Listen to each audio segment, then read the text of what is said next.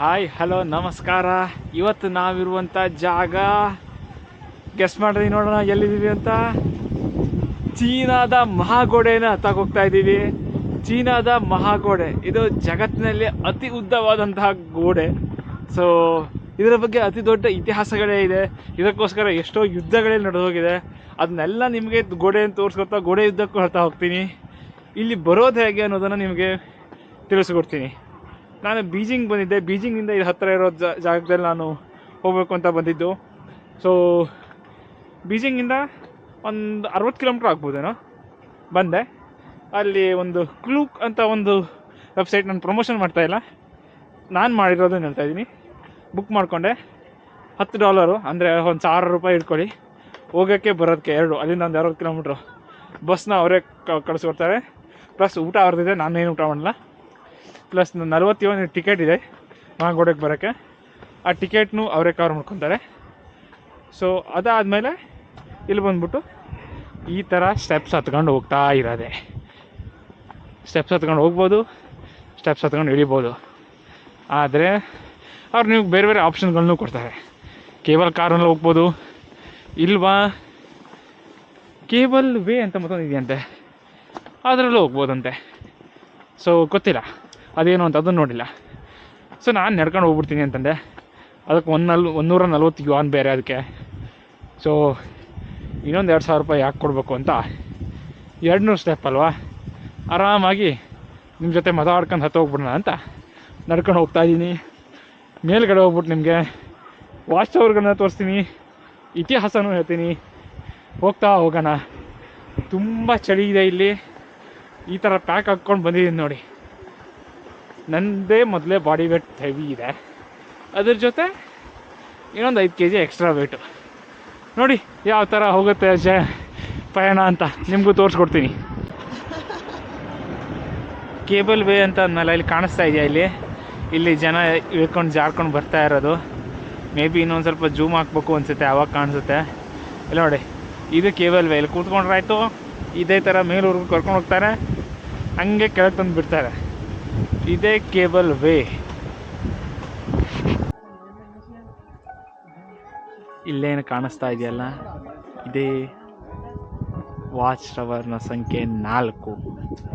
ಅತಿ ಹೆಚ್ಚು ರಕ್ತಪಾತಗಳನ್ನು ಕಂಡಂಥ watch tower ಇದು. ಯಾಕಂದರೆ ಯಾರೇ ಶತ್ರುಗಳಾದರೂ ಇದೇ ಒಂದು ವಾಚ್ ಟವರ್ನ ಸೈಡ್ನೇ ಅಟ್ಯಾಕ್ ಮಾಡ್ತಿದ್ರಂತೆ, ದಾಳಿಯನ್ನು ನಡೆಸ್ತಿದ್ರಂತೆ.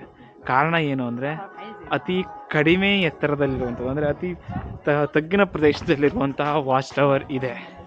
ಈಗ ಕಾಣಿಸ್ತಾ ಇದೆಯಲ್ಲ, ಇದು. ಇಲ್ಲಿಂದ ಕೆಳಗಡೆ ಇಳಿದು ಹೋಗೋಕ್ಕೂ ದಾರಿ ಇದೆ. ಸೊ ಇಲ್ಲಿಂದ ನೋಡಿದ್ರೆ, ಇಲ್ಲಿ ನೋಡಿ, ಇಲ್ಲಿಂದ ನೋಡಿದ್ರೆ ಈ ಕಡೆಯಿಂದನೇ ಅತಿ ಹೆಚ್ಚು ದಾಳಿಗಳೇ ಆಗಿರೋದಂತೆ. ನಾವು ಇನ್ನೂ ಮೇಲ್ಗಡೆ ಹೋಗ್ತಾ ಇದ್ವಿ. ಇದು ಅತಿ ತಗ್ಗಿನಲ್ಲಿರುವಂಥದ್ದು ನೋಡಿ. ಈ ಕಡೆಯಿಂದ ಬರೋರು ನೋಡಿ, ಹಳೆ ಕಾಲದ ದಾರಿಗಳಿದೆ, ಇಲ್ಲೂ ಕಾಣಿಸ್ತಾ ಇದೆ. ಇಲ್ಲಿಂದ ಕೆಳಗಡೆ ಹೊರಗಡೆ ಹೋಗೋಕ್ಕೂ ದಾರಿ ಇದೆ, ಇಲ್ಲಿಂದ ಕೆಳಗೆ ಇಳಿದು ಹೋಗೋಕ್ಕೂ ದಾರಿ ಇದೆ. ಬಟ್ ಅದನ್ನು ಇವಾಗ ಬಂದ್ ಮಾಡಿದ್ದಾರೆ.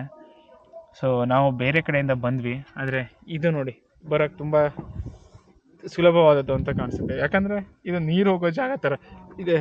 ಎಲ್ಲ ಬೆಟ್ಟಗಳ ಮಧ್ಯೆ ತಗ್ಗಿನಲ್ಲಿ ಕಣಿವೆ ಥರ ಇದೆ. ಇದು ಇಲ್ಲಿಂದ ನೀರು ಹೋಗೋ ಥರ ಇದೆ. ಅದಕ್ಕೋಸ್ಕರ ಹತ್ತು ಬರೋಕ್ಕೂ ಈಸಿ ಆಗ್ತಾಯಿತ್ತು.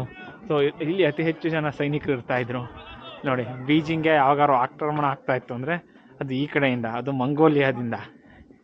ನೋಡಿ ಯಾವ ಥರ ಇದೆ ಅಂತ.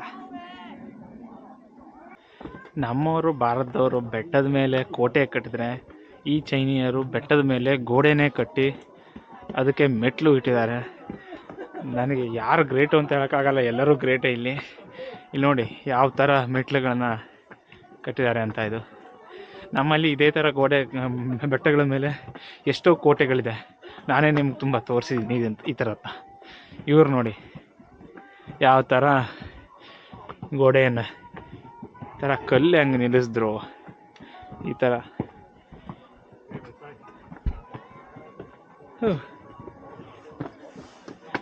ಹಿಡ್ಕೊಂಡೇ ಹತ್ತಬೇಕು. ಇನ್ನು ಸ್ವಲ್ಪ ಹಿಂದೆಗಡೆ ಅದು ಅಂದರೆ ಮುಗಿದೇ ಹೋಯ್ತು. ತುಂಬ ಒಂದು 50 ಡಿಗ್ರಿದು ಅಲ್ಲಿ ಇದೆಯೋ ಏನೋ ಇದು ಹತ್ತೋದು. ಆ ಥರ ಹತ್ತಬೇಕು, ಅದನ್ನು ಸುಲಭಕ್ಕಿಲ್ಲ ಹತ್ತೋದು. ಇನ್ನು 100 ಕಿಲೋಮೀಟ್ರ್ ಹೋದ್ರೂ ಇದೇ ಗೋಡೆ, 1000 ಕಿಲೋಮೀಟ್ರ್ ಹೋದ್ರೂ ಇದೇ ಗೋಡೆ, 10,000 ಕಿಲೋಮೀಟ್ರ್ ಹೋದ್ರೂ ಇದೇ ಗೋಡೆ, 20,000 ಕಿಲೋಮೀಟ್ರ್ ಹೋದ್ರೂ ಇದೇ ಗೋಡೆ. ಎಷ್ಟು ಹೋದರೂ ಗೋಡೆ ಮುಗಿಯೋದೇ ಇಲ್ಲ ಇದು. ಅಲ್ಲಿ ಮೇಲ್ಗಡೆ ಇದೆ ಗೋಡೆ, ಇಲ್ಲಿ ಹೋದ್ರೆ ಇಲ್ಲಿ ಮೇಲ್ಗಡೆನೂ ಅದೇ ಗೋಡೆ. ದೇವರೇ ಬಲ್ಲ ಎಷ್ಟು ದೂರ ಹೋಗ್ತೀನಿ ಅಂತ ನೋಡೇ ಬಿಡಾಗ.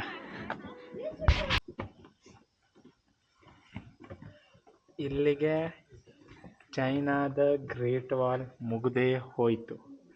ನೋಡಿ ಇಲ್ಲಿ ಮುಗಿಲಿಲ್ಲ ಆ್ಯಕ್ಚುಲಿ. ಈ ಪಾಯಿಂಟಲ್ಲಿ ನಾವೇನು ಬಂದ್ವಲ್ಲ, ಇಲ್ಲಿ ಇದಿಷ್ಟೇ ಜಾಗಕ್ಕೆ ಹೋಗೋಕ್ಕೆ ಅಲೋ ಇರೋದು. ಮುಂದ್ಗಡೆ ಇದನ್ನು ಸೀಲ್ ಮಾಡಿಬಿಟ್ಟಿದ್ದಾರೆ. ಮುಂದ್ಗಡೆ ಕರೆಕ್ಟಾಗಿಲ್ಲ ರಸ್ತೆ, ಮುಂದ್ಗಡೆ ಹೋಗೋದು ಅಷ್ಟೊಂದು ಸೇಫ್ ಇಲ್ಲ ಅಂದ್ಬಿಟ್ಟು ಈ ಕಡೆ ಗೋಡೆ ಏನಿದೆಯಲ್ಲ ಅದನ್ನು ಕಂಪ್ಲೀಟಾಗಿ ಬಂದ್ ಮಾಡಿಬಿಟ್ಟಿದ್ದಾರೆ.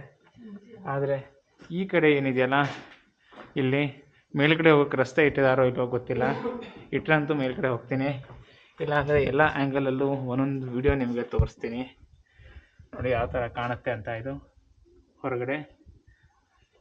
ಇಲ್ಲ ಅಂದರೆ ಇಲ್ಲಿಗೆ ಗ್ರೇಟ್ ವಾಲ್ ಆಫ್ ಚೈನಾ ಪಯಣ ನಂದು ಮುಗಿಯುತ್ತೆ. ಇಲ್ಲಿಂದ ನಾನು ವಾಪಸ್ ಹೋಗಬೇಕು. ವಾಪಸ್ ಮತ್ತೆ ಬಂದ ಜಾಗದಲ್ಲೇ 10 ಜಾಗದಲ್ಲೇ ಹೋಗಿ ಅಲ್ಲೇ ಇಳಿಬೇಕು. ಸೊ ಅದಾಯಿತು ಅಂದರೆ ಆಲ್ಮೋಸ್ಟ್ ಬೀಜಿಂಗ್ ಪಯಣ ಆದಂಗೆ. ಬೀಜಿಂಗ್ನಲ್ಲಿ ಇನ್ನೂ ಒಂದೆರಡು ಜಾಗಗಳಿತ್ತು, ಅದಕ್ಕೆ ವಿಚಾಟ್ ಬೇಕಂತೆ ಮತ್ತು ಲೋಕಲ್ ನಂಬರ್ನ ರಿಜಿಸ್ಟರ್ ಮಾಡಬೇಕಂತೆ, ಅಂದ್ರೆ ಮಾತ್ರ ಬಿಡ್ತಾರೆ ಒಳಗಡೆ. ಅದು ಆ್ಯಕ್ಚುಲಿ ಚೈನಾದ ತಿನಮೆನ್ ಸ್ಕ್ವೇರ್ ಮತ್ತು ಒಂದು ಸಿಟಿ ಇದೆ, ಫಾರ್ಬಿಡನ್ ಸಿಟಿ ಅಂತ. ಆ ಕಂಪ್ಲೀಟ್ ಏರಿಯಾಕ್ಕೆ ಹೋಗೋಕ್ಕೆ ಆ ಥರ ಬೇಕು. ಸೊ ಅದು ನನ್ನ ಹತ್ರ ಇಲ್ಲ. ನಾನು ಯಾರಾದ್ರು ಲೋಕಲ್ಗಳ ಹೆಲ್ಪ್ ತೊಗೊಂಡು ಮಾಡೋದಾದರೆ ಮಾಡಬಹುದೇನೋ, ಆದರೆ ಅದನ್ನು ಕವರ್ ಮಾಡೋಕ್ಕೆ ನೋಡ್ತೀನಿ. ಆಗಿಲ್ಲ ಅಂದರೆ ಬೀಜಿಂಗ್ ಸಿಟಿಗೆ ಬಾಯ್ ಬಾಯ್ ಹೇಳ್ತಾ ಇರೋದೆ. ಮತ್ತೊಂದು ಎಕ್ಸೈಟಿಂಗ್ ಸಿಟಿಗೆ ಹೋಗೋದು, ಮತ್ತೂ ಚೆನ್ನಾಗಿರೋ ಸಿಟಿಗೆ ಹೋಗೋದು ಇಲ್ಲೇ. ಇನ್ನೂ 1 ವಾರ ಇಲ್ಲೇ ಚೈನಾದಲ್ಲೇ. ಸೊ ನೋಡೋಣ ಏನಾಗತ್ತೆ ಅಂತ.